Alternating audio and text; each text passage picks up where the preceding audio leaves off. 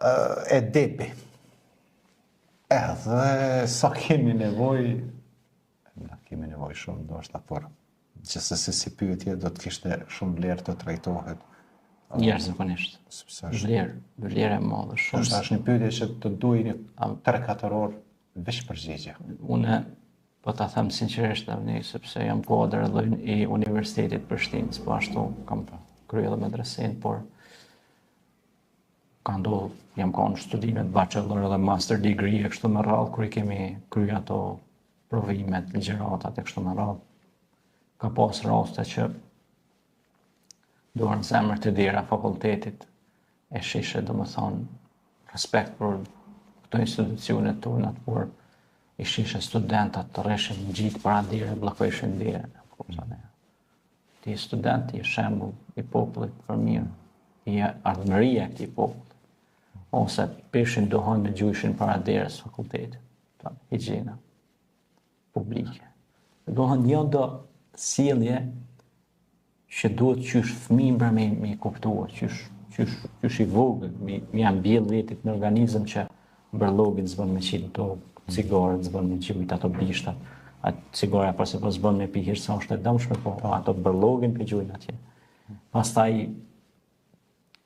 është një problem të këto qytetet urbanistike që janë bloqet banesore. Ta I gjujnë nga kati, treti, katërta, 5, ku jetojnë e gjujnë bërllogin midis rruga atje. Kur dihet se pejgamberi selam na ka mësuar se imani është 73 gradë. Më e lartë është la ilaha illallah Muhammedur Rasulullah, më e ulët është largimi një pengese nga rruga. Po dhe ajo është pjesë e imanit, e besimit, tregon që ti je besimtar dhe besimtari e largon pengesën nga rruga. Edepi është shumë I rëndësishëm. Islami na mëson që të jemi të edukuar, të kemi edukat. Mos ta ngrisim zërin, për shembull Kurani thotë mos e ngrit zërin e lartë se zëri I lartë është zëri I gomarit. Vje kesh ka njëherë ku I dëgjoj disa predikus ose ligjërues bërë të parë se mundesh me shërdhu veshin dikujna. Veshje akustika e veshjet e ka të parapamë një farë volumi të caktuar. Nëse te I kaluat, për shembull ai thotë volumi 100%. Ato e ke pa kur janë ngrit zërin. Pajisjes. Ose të karoti mu morë me ata shumë. Dhe ky e ka 200% volumin e zërit. E çanta e kuqja që. Çka do më friksu mua apo si? Apo ti ja do më friksu, me vashti frikën palc. Ja do më nënshtru, ja do më skllavru. Po ti nuk më skllavron, as nuk më nënshtron, as nuk më frikson. Pse se unë I friksona një khafë Allahu Rabbul Alamin. Unë I friksona Zotit e botrave. E dua të shpresoj tek ai dhe I bindem atij. Unë dëgjoj mesazhin e fjalës, jo piskamën dhe ulërimin e fjalës. Mesazhi është I rëndësishëm. Ma ke pas thënë më fal se ta preja fjalën, ma ke pas thënë një fjalë që unë sot shumë vite herët mos e ngrit tonin, po ngrit e fjalën. Fjala do të ngritur, padyshim, sepse ngritja e fjalës jep mesazh tek masa. Kurse ngritja e tonit të zërit nuk jep mesazh. Definitivisht. Na ka ndodhur, kena shku në vend në Ramazan, para shumë vitesh ka ndodhur kjo punë. Ishte një ligjërues diku atje, bërtishte, këtë që kemi dalë për xhamie, jemi konë shqetësum. Lodhër. Jo, u shqetësum sepse po ishin bërtiste. Tash ne na vjen të keq, për shkak se vërtet ai duhet të folë qeta. Aqërimi është muaj I rahmetit. Është muaj I qetësisë, muaj I bekimit ma. Shaq bërtima, ulërima. Nuk shkon ashtu. Duhet pedagogjin të folur, duhet mjeshtri. Ju e dini rastin që e kemi përmend, ndoshta është e tepër disa herë. Rastin e se kur nuk bëhet tepër. Rastin e Musait me Harunin, shkoni folni me fjalë të buta. E kujt për Faraon, një më të shëmtuar të rruzët toksor, që bani dame, bani gjithçka dhe tha jam zot krejtës.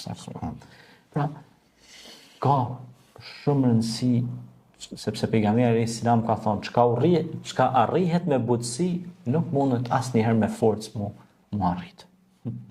Do të me përdur metoda didaktike, pedagogjike, mësimore që me e eduku njeriu, me dhënë edukat. Pastaj ka forma tjera, hin xhami, i shtren komt atje. A imami aty përpaksa se ja prek shpinën imamit me komt të veta. Ja, apo kupton e.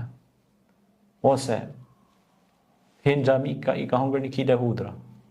Ka dalur ku po shkon. Era ai duhet benes kur shkosh xhami preferohet të mizvall, pa den pastrimi i dhëmbëve. Lorja e trupit, mos lasin ato pjesë të higjiena. Parfymusja, po ka herë zbon as parfymusi se bovaki shumë parfyme bëhet kontaminohet era aty. Thjesht Ta shkoj në farvene atje diku në Danimark, nëse zgabon na shkova shinkon do har në xhami aty e përzime, mix shinkon algjerian e maroken e arabet, thashë sa përzime, edhe kishin qit tuli farernas. Sinqerisht po ta them me keqardhje, po e them, Allah më fal. Nga ardhë me vjell. Era shumë e keq jam ne. Kërkes. Do të pas kujdes mos po bësh shkak me prish rendin edhe në xhami, sepse xhamia don higjinë. Po nuk don tepër me erna, me erza, me gjithçka. Çka ke bë restorant aty, a ke bë parfymeria, çka ke bë aty. Duhet pak një farë kujdesi se ku e ka shkon, çka e ka vepran. A kupton e ja. Që ne si shqiptarë përgjithësi i kemi respektuar shumë xhamin. Alhamdulillah. Shumë xhallarët tonë kanë qenë të veshur bukur, të pastërt. Kanë kushtuar rëndësi higjienës, pastaj edhe xhamatit i kanë folë që me qenë të pastërt kur shkojnë në xhami. Mos me ardhera kombëve, çorapeve, me u pastru gusul, mos me abuzu me erna të këqija, parfymosje ekstreme. A kupton ajo? Ne ndjemi krenar, kemi dietar islam edhe në botën arabe. Për shembull, dietar si Abdul Qadir Nauti, Imam Albani, pastaj Vebi Gavoçi, e shumë koka që ndoshta mund t'i harroj, që sot edhe bota islame i përmend kështu me nota të arta që kanë qenë shumë përpara me studimet e fushës islame edhe kanë qenë edhe mendimtarë të mëdhenj. Kjo është.